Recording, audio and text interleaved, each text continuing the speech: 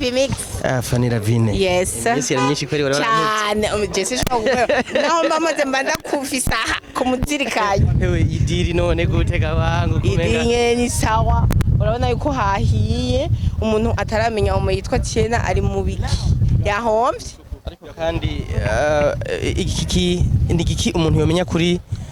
ku bantu ni sawa bibi ku bantu batarabona iyi omo ni igiki abantu boyimenya ko nkuko turahuriye muri Kotebu muri ko muragenda mubwira abantu mugabo kumbure batawushiye gushika ngaha ni igiki bomenya kuri iyo omo. Kintu cyambere bomenya kuri iyo omo nuko ari omo nziza cyane abantu bacu bari dograma omo menshi ngo ramyora intoki uyamesesheje cyo gasanga uyamesesheje ntizimota urumva iyo omo yacu ifise ifuro gigiti kitareko ni omo ifata cyane hama kandi izimbutse inamota neza kayitamyora n'intoki umva ni omo Tiena nta nindi woronka nkayo. Ubu imaze kugera hehe abantu bayikeneye uyu munsi bashobora kuba hari uyumvise ngaha mugabo kumbura atageze cabaza mugabo avuga ati ejo naje ndashobora gushikirwa iyi omo yoyikura he yoyibona gute? Iyi omo urabona ko mu masoko bariko barayirangura mu masoko bazoze barayibaza bayibwire n'abadandaza bayirangura ku bwinshi ariko kandi barashobora kudusanga aho tuyikorera ni Ibubanza muri Musigati ku masanganzira ako no muri centre ville turafise ahantu nyine hari depo yacu muri galerie iriho numero A05 hano Ibujumbura. Yego hari abantu benshi bagiye barabona udupira twose tuyi omo ni uruganda bita Trésor. Yego voilà omo ikaba yitwa Tiena. Yego bihuriye he twabonye ko ku mugongo abantu benshi bambaye agapira kandi kariko Fanny Ravine na Tiena omo Tiena isa Tiena ni kuvuga yuko company yacu yitwa Le Trésor kandi iyo company yacu ntabwo dukora omo yonyene ako muri umwanya turiko twamamaza omo yitwa Tiena ako muri Le Trésor ni sawa merci ndiko ndadandaza omo munshorere ni 600 kilo gusa ni nusu ya 3 ndayitanga akanusu tubanze twibandanirize tugende kubereka katubereka muko murabibona rero uyu mumama no kuvuga ni tout travaux vraiment no muntu ibikorwa byose aba ari update abashobora gukora igikorwa buri kanya bagakora ibintu bitandukanye no kuvuga abashobora kumenyekanisha ibyo abandi bantu bako barakora no kuvuga igisara cya marketing vraiment murako yamaze gifata ari mu artiste bafite ibintu byinshi bakora ndetse banamara umwanya munini bari concentré ku bikorwa byabo. Fanny kumbure muri kano kanya abantu bataba bariko sorry ibintu by'abakobwa bigenda birakoroka kano kanya abantu batariko bararaba omo nibaza ko shobora kuba uratubriefing utuntu tumwe ibikorwa bya filime muri no misi meze neza ndikunda gukora filime yitwa Data ni filime irimo impanuro nyinshi ku bintu bitandukanye ndibaza abariko barayikurikirana barabona neza uko Joshua ari mu buzima bwo mwibarabara nahanyi turiko turacurana hari abana baba bakwiye kuba bari kwishima mugabo bari mu buzima nyene urabibona ubu babaje navyo twara bikoze ko kubera ko jewe nca ku mpande zose ya ego filime yitwa Data rero kiraca kuri Fanny Ravine official hariho n'indi bitwa My Day hakaba tugufata nk'umumama umupambanaje vraiment mu bikorwa bya filime tubona ko ugeze ahantu umuntu wese ashobora kumubera icerekezo umuntu ashobora kuva mu nzu abandi barinyegeje baba bagenda menga nta muntu bakorako mugabo unyuka buri mwibarabara uri kurashira omo hejuru kuko nirihe banga nigike nabantu uhanura kubande bigena urima itiro ukimbura ingonera bamwiyonze mugende mudandaze kandi rero abakobwa bagenzi banje cyangwa abamama bagendanye murangure omo ya Tiena uyiranguka ukaca ufunga zirya za 5 zija nijana za desa urunguka cyane ariko ujyanye mu nzu uvuga ngo ndungikirwa ya mamega winjije ngaha urakara wewe ni sawa murakomeye yawe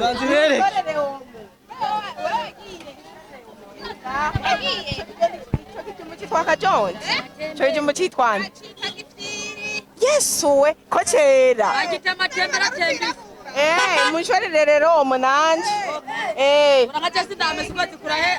none raba rero umese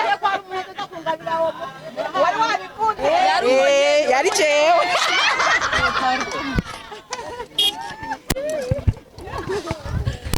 nkuko turi turabandanya tugenda tubuganiriza umusitari murabona ko ni ibikorwa byinshi abagenda gukora kandi mukeneye kugenda munamenya umwanya n'umwanya urabona ko iminsi ya myinshi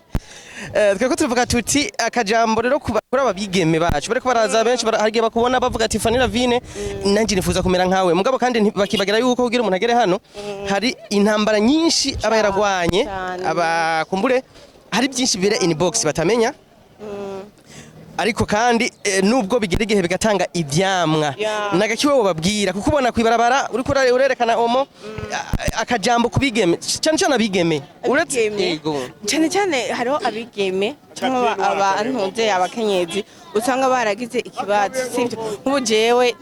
dufate narabyaye nkiri muto ariko ukaca usanga ko naravyaye ndi muto ni ikintu cicitwaza nzokoma bise mu buzima bakashaje narago baranteye indangwama baranyihakana cyo baragirike ugasanga birambujije gukora ivyo bintu bajijuke ayo magogo bahura navyo ntibazoreka guhura navyo mu isi ibibazo bizokwama ariko bamenye uko gukora arico kintu giheza n'ivyo bibazo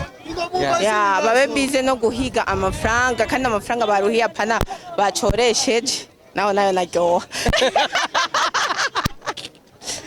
urikucoresha ni vyiza mugana ukaba uri ku kivi ukaba uri ku kivi urumva use amafaranga yiwawe ni niteka biraryoshe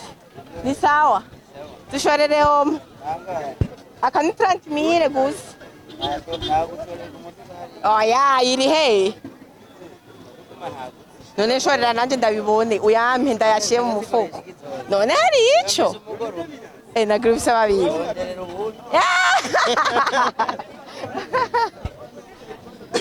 kugeza ubu ubona aho filimi igejeje Fanny Lavine twokwizera ko umuntu ashobora gutongwa n'ibyo gikorwa cyonyene jewe ni intunze ibindi novuga uko nkora ni bibijaye n'ama publicité navyo n'ubundi bitana na filme nibaze uko ubunyi twarenganye cya gihe bakubona ngo nuko mupfana ibintu ngo reka tugikoreshe publicité ataco urabyo amafaranga ubu nivyunguka turaba ivyunguka rero filme vraiment je sinzobivuga nabi niyo yatumye mumenya niyo yatumye munkunda gushika uyu munsi rero ibintu bimeze neza ariko nubwo turi mu gikorwa cya Tiena Fanny Lavine n'umustar abantu benshi baba bamukeneye baba bavuga ati kumbure erega n'abantu bitinya Fanny bavuga ati gikorwa jewe simbona hano kuri Fanny ibyo yabaho birashoboka ni gute Fanny ari accessible nurashobora kurondera karongo hari none mbona cyenda kubona mugabo ariko baratura baravuga ati jewe no kuri Fanny kubera vraiment ndamaze kujana benshi bakambwira ati jewe Fanny Lavine umubona gute tunomushikira gute jewe ari vyiyunguka ntushobora kumbura mugata ari vyunguka ntiwopfa wambona arakazi sa mugabo mwango tuje gusohoka ngo urumva ngo oya mugabo uvuga ati dukora akazi utegeza kumbona Fanny reka tubanze twamamaze Tiena mukanya ndazi tutaza gusubira wongere tubandaniriza aho twatugeze Gausa neza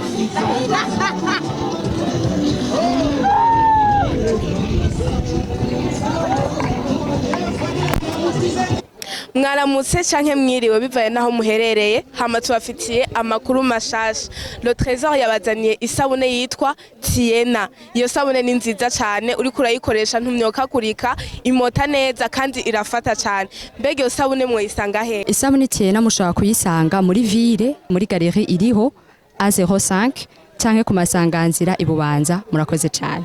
mufise ico mubaza hamagara kuri 68 32 65 87 canke 69 19 16 50 aka rero niko kantu uyu mustar abasha abandi bastar kubera ko wewe abazi ati birunguka ibintu byunguka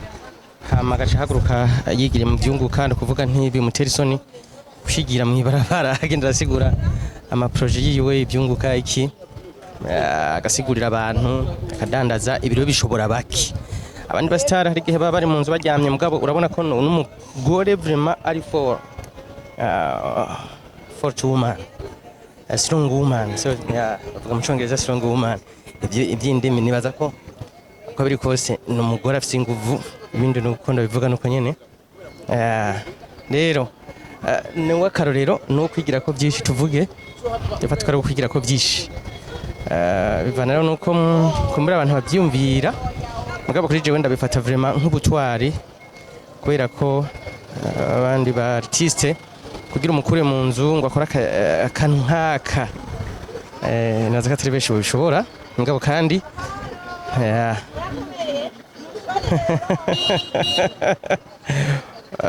ok un artiste très courageux azi icyo gukora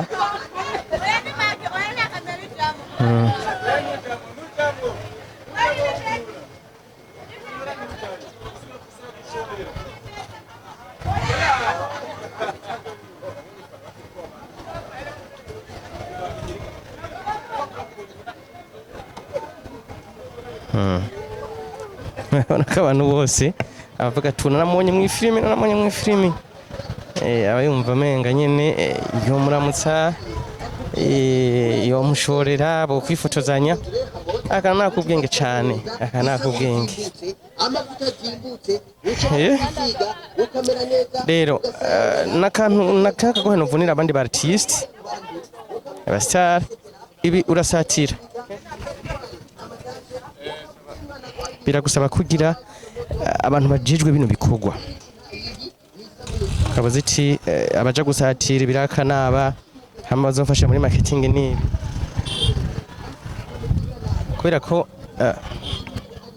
nawe ari wenyene urabona ko ari ibintu bisaba equipe ushaka kutabishobora ashaka kutabishobora mugabo uri kumwe n'abandi c'est bon c'est très bien uca byoroha